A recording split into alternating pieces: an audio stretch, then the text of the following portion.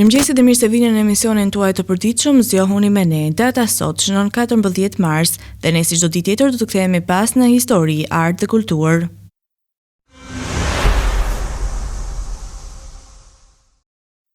Do të vëjmë ngjarjet më të rëndësishme të 14 marsit dhe do të kthehemi në vitin 1879, kur në qytetin ulëm të Gjermanisë lindi një nga mendjet më brillante të njerëzimit, Albert Einstein. Ai do të rritej për të ndryshuar rrjedhën e shkencës me teorinë e tij të relativitetit.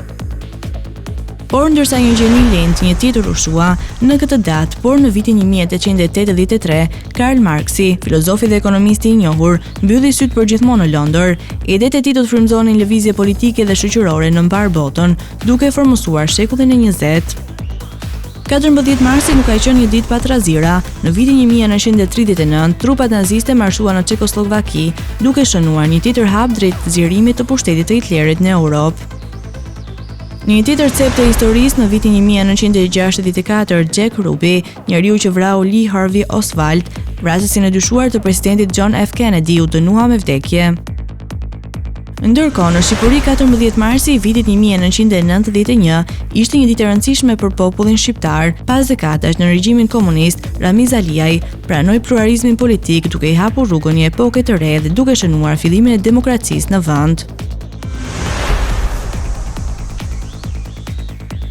Por nuk ishin vetëm ngjarjet ato që shënuan këtë ditë. Shumë personalitete të mëdha lindën dhe u shuan më 14 mars. Përveç Einsteinit, bota fitoi një tjetër talent, Michael Caine, aktorin e famshëm britanik që u bë një ikonë kinemas me rolet e tij të paharrueshme. Ndërkohë në sport, në vitin 1988 erdhi në jetë Stephen Curry, i cili do të bëjë një basketbollistët më të mirë në historinë e NBA-s.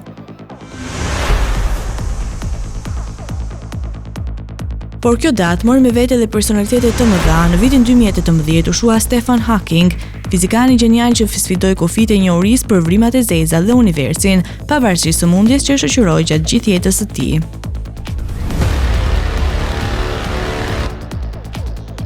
Tani u ftoj të ndiqni rubrikën Ne dhe shëndeti. Veza konsiderohet si një ndër produktet më ushqyese e cila konsumohet në mbar botën.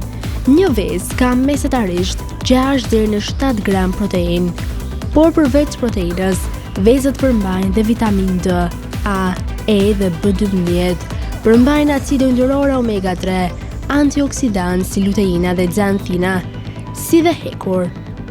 Vezët futen në listën e 10 ushqimeve me më shumë vlera ushqyese dhe thelbësore për organizmin e njerëzit. Ato ofrojnë proteina të plota.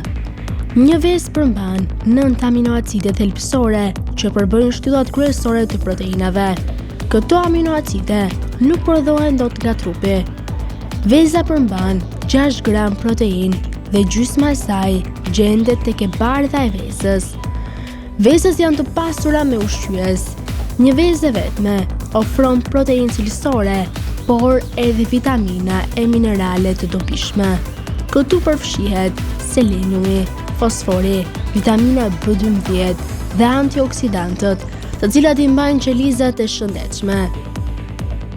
Vezët ulin trigliceridet. Niveli i triglicerideve duhet jetë i ulët për një shëndet të mirë. Vezët veçanërisht janë të pasura me acide yndyrore si omega 3 dhe kanë aftësinë të ulin nivelin e triglicerideve. Vezët ulin gjërasat e shfaqjes së ishemisë. Studimet sugjerojnë si një vezë në ditë ul rrezikun e ishemisë. Sipas një studimi, njerëzit që hanë një vezë në ditë janë 30% më pak të rrezikuar nga vdekja e parakohshme si pasojë e ishemisë. Vezët janë të mira për zemrën. Njerëzit që hanë vezë rregullisht janë më pak të rrezikuar nga sëmundjet e zemrës.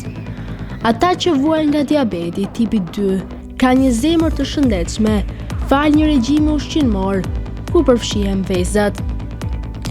Studimet konfirmojnë se njerëzit që hanë një vezë në ditë janë më pak të rrezikuar nga sëmundjet e zemrës. Vezët të krijojnë ndjesinë e ngopjes. Njerëzit që konsumojnë vezë në mëngjes ndihen më të ngopur gjatë ditës. Për llogaritjet shkencore, tregojnë se personat që hanë një vezë në mëngjes marrin 130 kalori më pak në drekë. Vezët për shëndetin e syve. Antioksidantët tek vezat. mbrojnë shëndetin e syve dhe parandalojnë sëmundje të ndryshme. Antioksidantët gjenden dhe tek barishtet, por vezët janë një burim i mirë fal yndyrës që lehtëson përfithjes së tyre. Vezët për një mendje të mpret. Vezët përmbajnë vitaminë D, e cila mirëmban shëndetin e trurit dhe bën komunikimin ndërmjet qelizave nervore. Për më tepër, vezët përmbajnë kolinë, një vitaminë e veçantë për shëndetin e trurit. Mungesa e kolinës shkakton përkeqësim të kujtesës.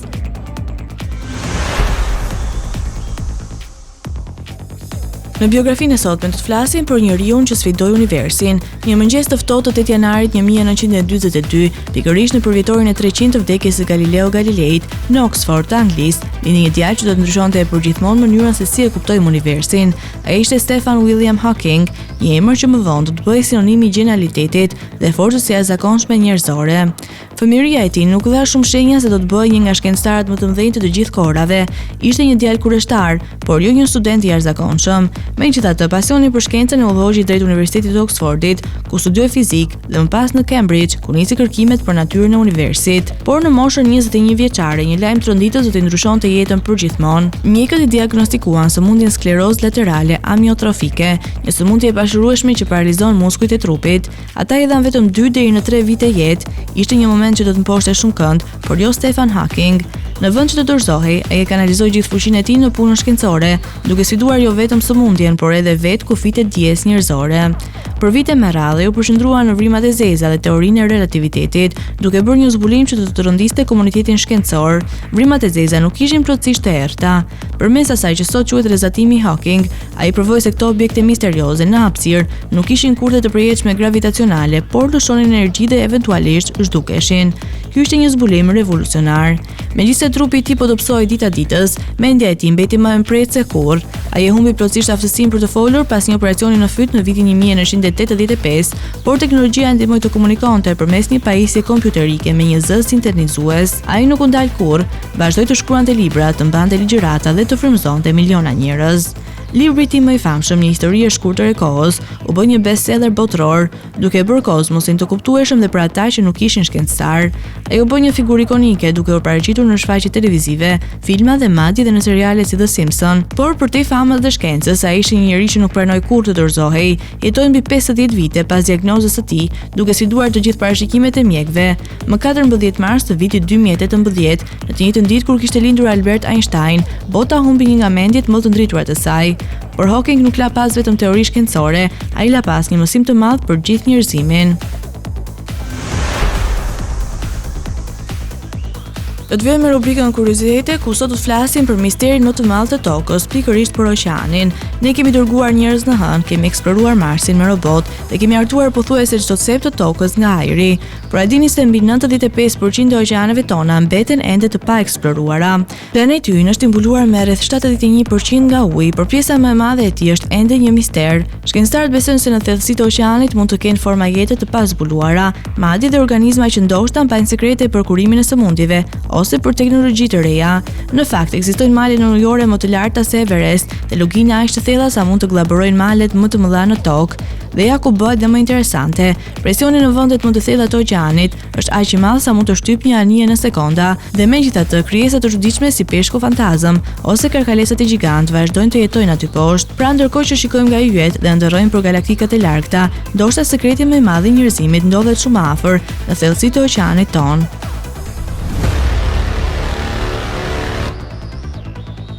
Tani u të ndiqni parashikimin e motit për territorin shqiptar. Territori shqiptar për datën 14 mars 2025 parashikohet të përshkohet nga një mot i paqëndrueshëm. Sipas parashikimeve pritet një ditë me vranësira dhe reshje shiu. Temperatura minimale parashikohet të jetë 5 gradë Celsius, ndërsa ajo maksimale parashikohet të jetë 23 gradë Celsius. Era pritet të fryjë me drejtim nga jugperëndimi me një shpejtësi maksimale 1 deri në 7 metra për sekond, çka do të bëjë të krijojë dallgëzime 2 deri në 4 ball, ndërsa temperaturat minimale dhe maksimale për disa nga qytetet kryesore të Shqipërisë do të jenë si vijojnë.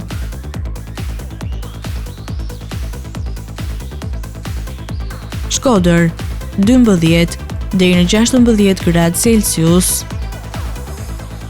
Kukës 10 deri në 20 gradë. Peshkopi 7 deri në 18 gradë Celsius. Tiranë 15 deri në 22 gradë. Durrës 14 deri në 21 gradë Celsius. Kavaj 14 deri në 22 gradë. Elbasan 11 deri në 22 gradë Celsius. Berat 15 deri në 23 gradë. Korç 5 deri në 20 gradë. Vlorë 12 deri në 22 gradë Celsius. Gjirokastër 8 deri në 16 gradë. Sarand 13 deri në 19 gradë Celsius. Tani u ftoj të ndiqni parashikimin e motit për territorin e Kosovës. Territori i Kosovës për datën 14 mars 2025 parashikohet të përshkohet nga një mot i qëndrueshëm. Sipas parashikimeve, temperatura minimale do të jetë 6 gradë Celsius, ndërsa ajo maksimale parashikohet të jetë 20 gradë Celsius. Ira do të fryjë kryesisht nga juglindja me një shpejtësi maksimale e cila do të arrijë deri në 8 metra për sekond, ndërsa temperaturat minimale dhe maksimale të parashikuara për disa nga qytetet kryesore të Kosovës do të jenë si vijojnë. Mitrovic 10 deri në 17 gradë Celsius. Podujev 9 deri në 17 gradë. Skënderaj 9 deri në 17 gradë Celsius. Pej 8 deri në 15 gradë. Prishtinë 12 deri në 18 gradë Celsius. Gjakov 9 deri në 17 gradë. Malishev 9 deri në 17 gradë Celsius. Gjilan 6 deri në 19 gradë. Ferizaj 8 deri në 20 gradë. Kaçanik 9 deri në 17 gradë. Suharek 9 deri në 19 gradë. Prizren 7 deri në 19 gradë Celsius. Të nderuar teleshikues, kemi arritur në fund të emisionit edhe për ditën e sotme. Bashkë të ndryshimit sërish nesër në po të njëjtën orë. Deri atëherë, mirë takofshim.